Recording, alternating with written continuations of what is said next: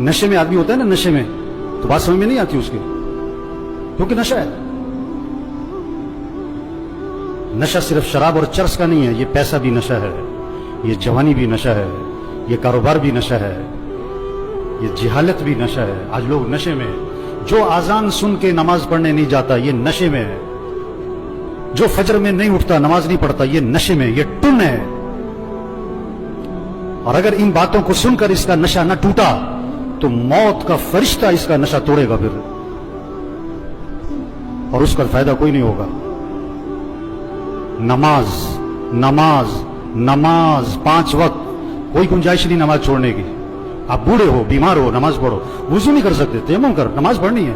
کھڑے ہو کے نہیں پڑھ سکتا بیٹھ کے پڑھ، نماز پڑھنی ہے۔ بیٹھ کے نہیں پڑھ سکتا لیٹ کے پڑھ، نماز پڑھنی ہے۔